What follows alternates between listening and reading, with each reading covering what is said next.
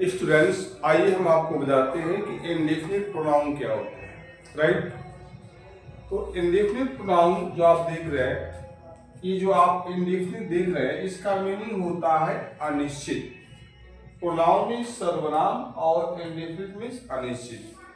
तो that pronoun who refer unlimited person or things, it means there is no limit या there is no accurate number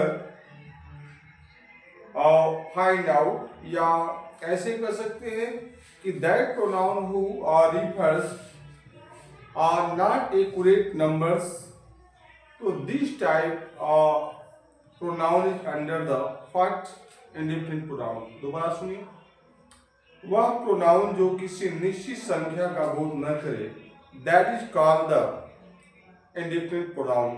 यानी that pronoun who never show a fix number, fix things, in that case this type the words are so what a indefinite pronoun या called indefinite pronoun. कैसे, आइए देखते हैं। इसको आप लिख सकते हैं कि indefinite pronoun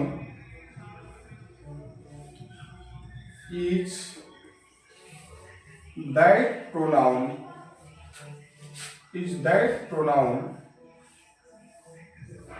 who refer, who या which भी लगा सकते हैं, और who refer not accurate या fixed number, not a fixed number, not fixed number means इसका कहने का मतलब ये है कि इंडेफिनिट प्रोनाउन वह है जिससे एक्यूरेट संख्या का पता नहीं चलता है कि कोई भी व्यक्ति या वस्तु अनेक कितनी है, और यही कारण है कि इसका नाम दे दिया गया है इंडेफिनिट प्रोनाउन। राइट, इसमें कौन कौन से वर्ड आते हैं, आइए हम उसको देखते हैं। तो जैसे आप हम लिख सकते हैं ऑल, यहाँ पे लिख सकते हैं सम, यहाँ पे कर सकते हैं फ्यू, और कर सकते हैं आप जैसे नोबडी या एवरीबॉडी। राइट, ईटीसी और भी वर्ड आ सकते हैं, ईटीसी और भी वर्ड आते हैं। हमने कुछ यहाँ पे नोट कर दिया। अरे बस यही आपको समझना है कि ऐसे आपके प्रोनाउन जिससे फिक्स संख्या का पता नहीं चले, तो उसको हम क्या बोलते हैं, इंडेफिनिट प्रोनाउन। अब जैसे आल कहा जाए कि आल आर कमिंग, सभी आ रहे, तो सभी तो आ रहे हैं लेकिन ये पता नहीं चल रहा है कि उनकी संख्या कितनी है, तो यही कारण है कि हम उनको क्या बोलते हैं, इंडेफिनिट प्रोनाउन। आइए हम एग्जाम्पल में देखते हैं। जैसे आपने लिखा एग्जाम्पल में पहला नंबर, इसे आल दे दिया, हम बोल सकते हैं कि आल आर कमिंग। राइट, तो आल आर कमिंग आप दे रहे हैं, तो देखिए इसमें आल जो दिया है इससे एक्यूरेट संख्या का पता नहीं चल रहा है, यानी निश्चित संख्या का पता नहीं चल रहा है। यही कारण है कि आल को हम क्या बोलेंगे, इंडेफिनिट प्रोनाउन कहेंगे। दूसरी बात, ये प्रोनाउन जो होते हैं वर्ब से पहले इस्तेमाल होते हैं, कई बार सब्जेक्ट के रूप में। तो देखिए वर्ब से पहले है, तो ये किसका काम कर रहा है, ये सब्जेक्ट का काम कर रहा है।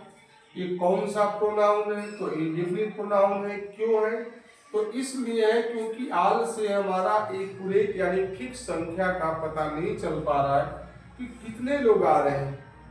और देखिए सम दे दिया है। दूसरा देखिए आप यहाँ पे लिख सकते हैं सम आर गोइंग। अब यहाँ पे कर सकते हैं सम आर गोइंग। इसका मीनिंग ये हुआ कि कुछ लोग जा रहे हैं, तो कुछ लोग, सम क्या होता है, कुछ लोग जा रहे हैं। तो अब इसमें आप देखेंगे कि सम से जो है एक्यूरेट संख्या का पता नहीं चल रहा, कुछ लोग जा रहे हैं, तो उनकी कहा जाए कि फिक्स संख्या पता ही नहीं चल पा रहा है।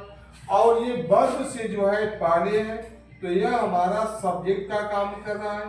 संख्या एक्यूरेट पता नहीं चल पा रही है, इससे अनिश्चित संख्या का पता चल रही है, इस वजह से ये भी हमारा क्या कहलाएगा, इंडेफिनिट प्रोनाउन।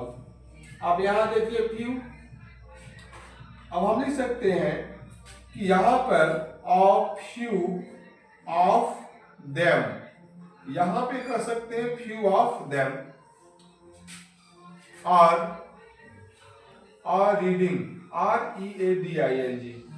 तो देखिए इसमें जो फ्यू दे दिया गया, फ्यू ऑफ हमारा प्रीपोजिशन है, और इसके बाद देम जो दे दिया गया है, यानी इसका मीनिंग है कि उन लोगों में से कुछ।